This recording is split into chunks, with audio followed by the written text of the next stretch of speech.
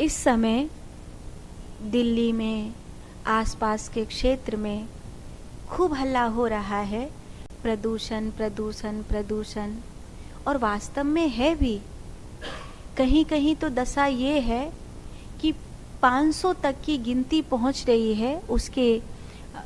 अभी अगर देखा जाए तो जिन देशों में युद्ध चल रहा है, उन देशों में जो मीटर नापते हैं प्रदूषण का, उनमें भी इतना प्रदूषण का वो नहीं है मीटर, जितना अपने दिल्ली आदि के आसपास के क्षेत्र में है।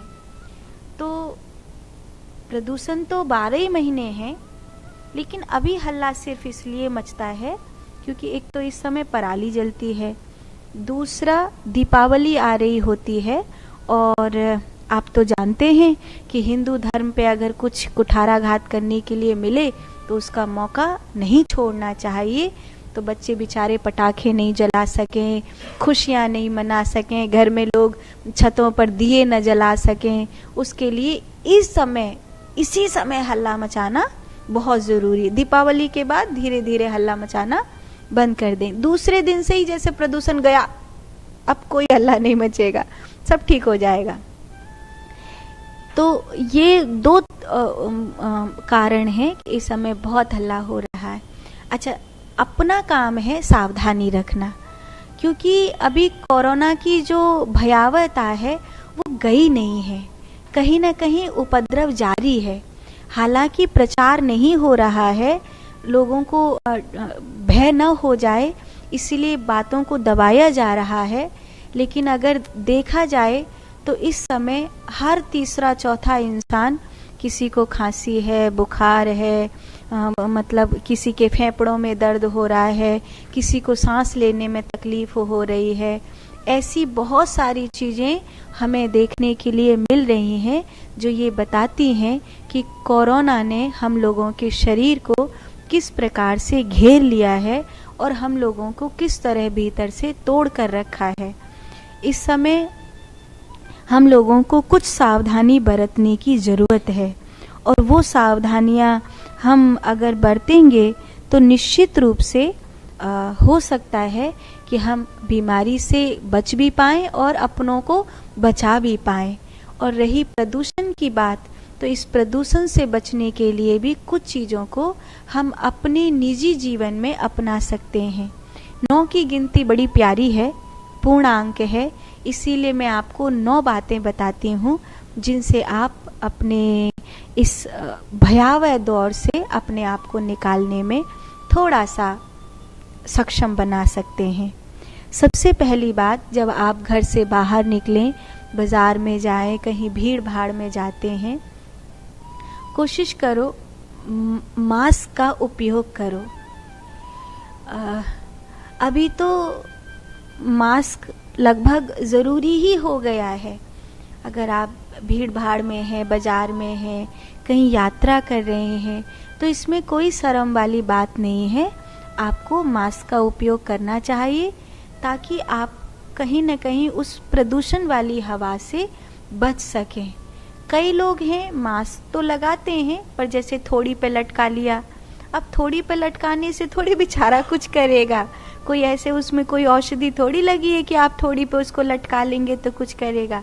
जब आप उससे नाक मुंह बंद करेंगे तो वो आपकी नाक में, मुंह में जो गंदी जलवायु है उसको नहीं जाने देगा। तो आप उसका उपयोग करें तो ज़्यादा अच्छा है। मास्क अच्छाई के लिए है, पर अभी तो देख रहे हैं कि सीसीटीवी कैमरे फैल हैं। अभी हमारे आश्रम के सामने जो वाटर कूलर लगा हुआ था, उसकी टंकी खोलकर कोई ले गया, तो हमने उसको अपने आश्रम के सीसीटीवी कैमरे में देखा तो पता पड़ा उसने मास्क लगा रखा था, इतना ऊपर से ढक रखा था कि पता ही नहीं चला कौन ले गया खोल करके। तो आजकल चोरों ने, बदमाशों ने मास्क का उपयोग बहुत अच्छे से किया है, जबकि मास्क का उपयोग चोरों बदमाशों के लिए नहीं है, ये तो प्रदूषण से बचने के लिए, गंदी हवा जलवायु से बचने के लिए है। इसीलिए प्रशासन को, हम लोगों को कोशिश करनी है जो पाप हैं, जो अपराध हैं, उनको रोकना है और जो स्वास्थ्य है उसको प्राप्त करना है। पाप और अपराध को रोकने के लिए ये मास्क हटेगा, ये कंपलसरी होगा, लेकिन अपनी श्वासों को बचाने के लिए हमें, तो इसीलिए प्रशासन को चाहिए कि अगर कोई पूरी तरह से ढक करके डोल रहा है तो और संदिग्ध व्यक्ति है तो उस पर नज़र रखी जाए कि ये गली में कौन आया है, ये मोहल्ले में कौन आया है, ये संदिग्ध व्यक्ति है, बिना जाना पहचाना व्यक्ति है, तो उस पर नज़र रखनी है। क्योंकि मास्क जो है वो केवल नाक और मुंह को कवर करने के लिए है, ताकि श्वास हमारी जो है बाहर की मैली न जाए। तो ये उपयोग हमको बहुत ज़रूरी है। दूसरी एक बात है कि कोशिश करें कि हाथ जरूर धोएं। कई लोग हैं, पता नहीं क्या होता जा रहा है, जूता पहन के खा लेते हैं, बिना हाथ धोए खाने बैठ जाते हैं। कल परसों की ही बात है, अपने आश्रम पर कुछ अतिथि आए हुए थे, तो उनको जब भोजन परोसा जा रहा था तो वो ऐसे ही मतलब भोजन करने के लिए बैठने लगे। तो हमने उनको डांटा कि पहले तो अपनी चरण पादुकाओं का त्याग करिए और दूसरा हाथ धोइए, तब प्रसाद पाने के लिए बैठिए। ये भोजन, ये प्रसाद है, ये अन्न है, ये भगवान है। अपने घरों में अपने बच्चों को हमको सिखाना है। कई घरों में तो कुछ लिमिट ऊपर लोग ये हो गए हैं कि बार बार घड़ी घड़ी हाथ धो रहे हैं, और कुछ लोग ऐसे हैं जो एक भी बार हाथ नहीं धो रहे, जहाँ जरूरत है वहां भी हाथ नहीं धो रहे। तो अति भी भली नहीं है, किसी भी चीज की अति भली नहीं है। कि ये भी नहीं कह रही हूँ कि हर 2-2 घड़ी में जाकर के हाथ धोइए, और ये भी नहीं कह रही हूँ कि अब बिना हाथ धोए हैं खाने बैठ गए हैं, कहीं बाहर से आए हैं ऐसे ही हाथ से घर में सब चीज छूने लगे हैं। दोनों ही चीज का ध्यान रखिए।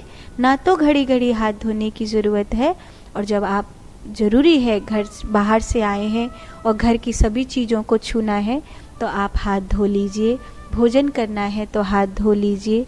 कुछ आप ऐसी ज़रूरी चीज़ें तो आपको हाथ अपना धो लेना चाहिए, ताकि आप उन कीटाणुओं से बच सकें। तीसरी बात है, पानी का बहुत ध्यान रखें।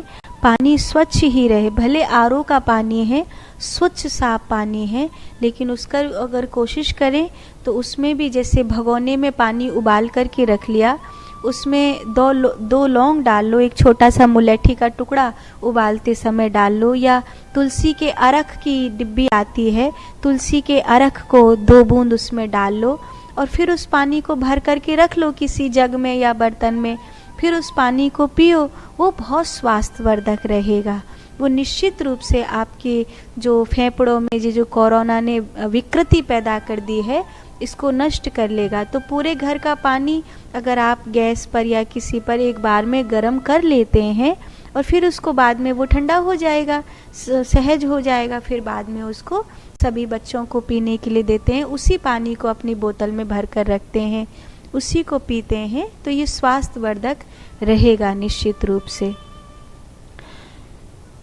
और चौथी बात ये है कि बिना धुले कपड़े ना पहने। कई बार लोग हैं वही कपड़े उतारे वही कपड़े वापस पहन ले। बिना धुले कपड़े पहनने से बचें, और ज़्यादा से ज़्यादा हो सके तो भाप हर रोज़ लें, क्योंकि नासिका का ये जो तंतु खुला रहेगा, अगर लौकिक दृष्टि से देखो तो आपकी श्वास को स्वास्थ्य प्राप्त होगा, और अगर आध्यात्मिक दृष्टि से देखो तो आपकी कहीं न कहीं इड़ा पिंगला और सुषुम्ना में एक प्रकार की शुद्धि रहेगी, जिससे आपकी ऊर्जा को एक पवित्रता प्राप्त होगी।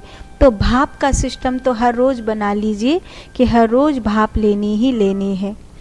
छठवीं बात यह है कि अदरक का रस निकालिए, उसे शहद में मिलाइए।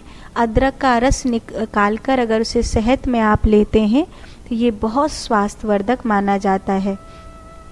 सातवीं बात यह है कि कम से कम 10 प्राणायाम रोज करिए, और अगर सुबह शाम दोपहर तीनों त्रिकाल संध्या में आप कर सकें तब तो सबसे उत्तम है। प्राणायाम करना ही करना है, शारीरिक दृष्टि से भी और आध्यात्मिक दृष्टि से भी। आठवीं बात यह है कि ज़्यादा से ज़्यादा पेड़ लगाइए। अब आपके पास घर अगर सहज है, सुंदर है, बड़ा है, तो आप अपने घर में ज़्यादा से ज़्यादा पेड़ पौधे लगाइए, वो बहुत अच्छी बात है। और वास्तु के अनुसार अगर देखो तो घर की उत्तर दिशा में ज़्यादा से ज़्यादा पेड़ लगाने चाहिए, वो शुभ होता है। मनी प्लांट है, तुलसी है, और भी बहुत से छोटे छोटे पौधे हैं, अपने घर की छत पे लगाइए, बालकनी में लगाइए। और जहाँ जहाँ आप पेड़ लगा सकते हैं वहाँ वहाँ जो औषधि वर्धक पेड़ हैं, ऑक्सीजन वर्धक पेड़ हैं, उन्हें ज़रूर लगाइए।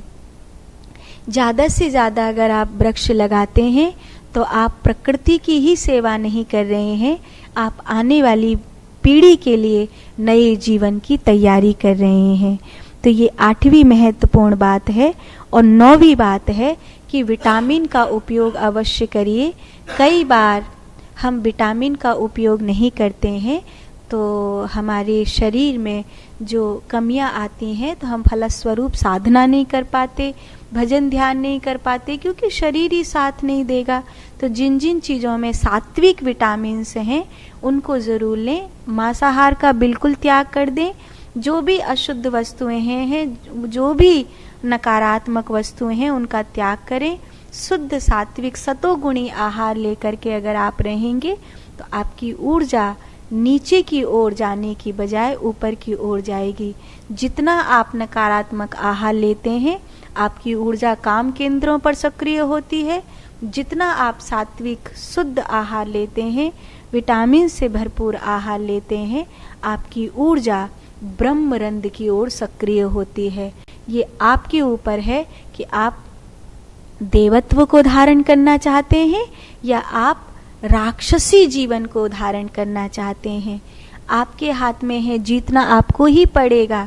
आपको क्या होना है, असुर होना है या फिर सुर होना है, देवता होना है।